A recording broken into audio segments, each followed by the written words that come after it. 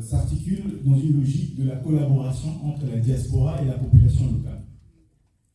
Pour aller un peu plus loin, je parlerai de la collaboration tripartite entre la diaspora, la population locale et les acteurs étatiques. Puisque on ne peut pas complètement faire abstraction à ces acteurs étatiques, puisque ce sont vos frères, ce sont vos cousins, ce sont vos oncles, ce sont vos neveux, et on est emmené à collaborer, puisque nous avons des préoccupations partagées, n'est-ce pas, au sein déjà de nos familles. Donc, dans cette collaboration, on ne peut pas y aller ex nihilo, c'est ce qui a été dit par le pasteur Colin. Il nous faut une certaine stratégie, et la stratégie, ça se réfléchit. Et pour réfléchir à cette stratégie, nous avons besoin des professionnels. Et vous êtes des professionnels que nous cherchons.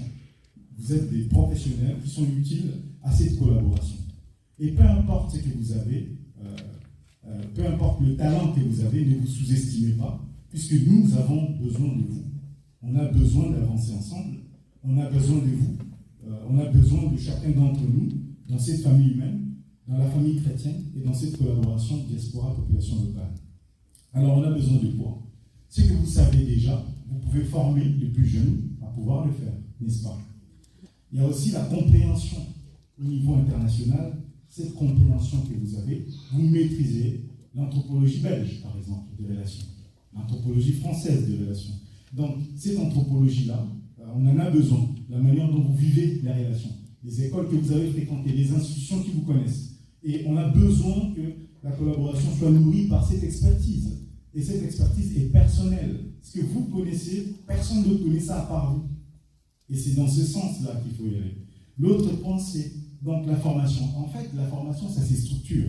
On ne peut pas passer comme ça de professionnel dans un domaine à formateur, n'est-ce pas? Donc là, c'est très important.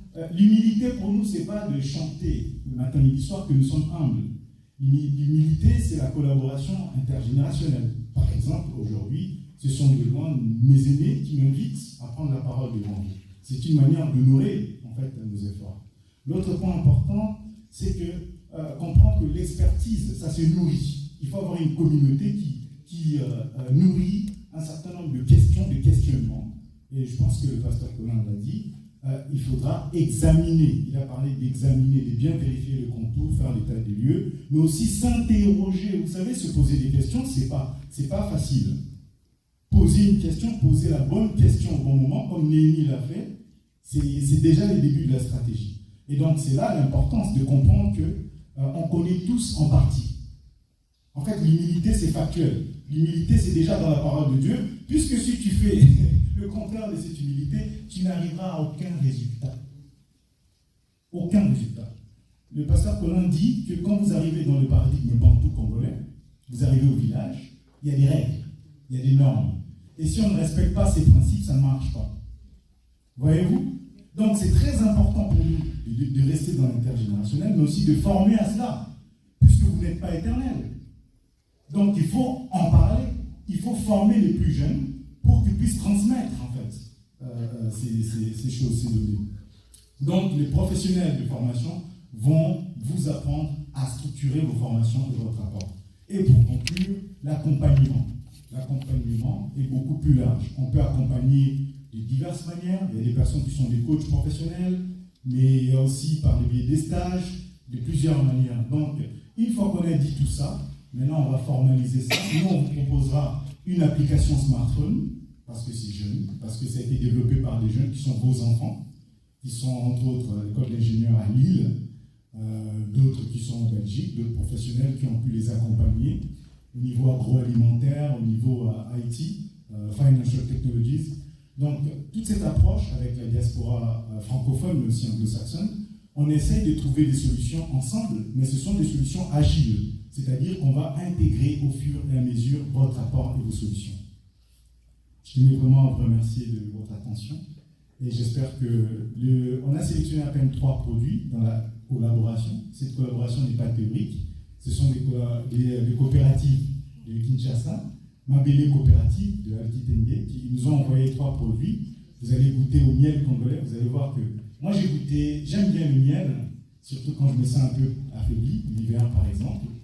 Mais le miel congolais, c'est particulier et c'est extrêmement bon.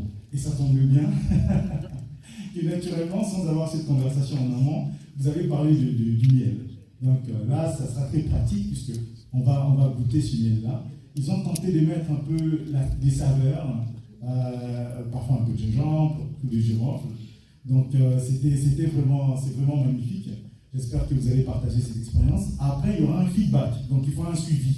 On tente de s'inscrire dans une temporalité longue pour qu'on cesse d'envoyer simplement de l'argent en RDC, mais d'accompagner les familles à pouvoir travailler.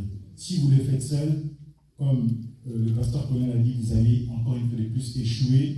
Vous allez échouer une fois, comme par une suite récurrente, jusqu'à ce que vous allez réaliser que ça ne fonctionnera pas comme ça.